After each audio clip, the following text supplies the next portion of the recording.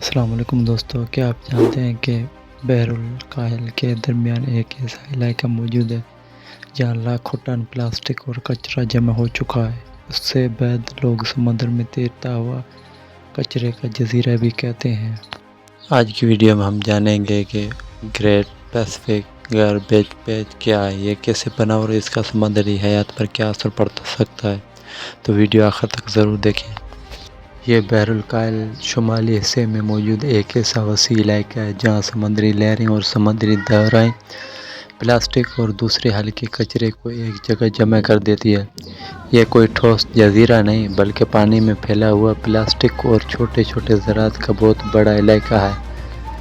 ہر سال لاکھوں ton plastic دریاؤں اور ساحلوں کے ذریعے سمندر میں پھینکا جاتا ہے۔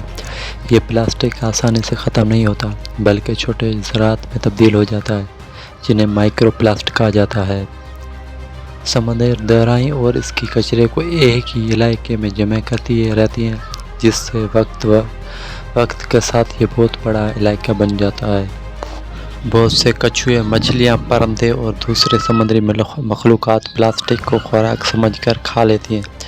کئی جانور پلاسٹک کے جال یا تھیلیوں میں پھنس جاتے ہیں جس سے وہ زخمی ہو سکتے ہیں یا مر بھی سکتے ہیں۔ یہ آلودگی سمندری ماحول اور خوراک کے نظام پر بہت ہی بڑا اثر ڈالتی ہے۔ دنیا بھر میں مختلف تنظیمیں سمندروں کی صفائی کے لیے کام کر رہی ہیں۔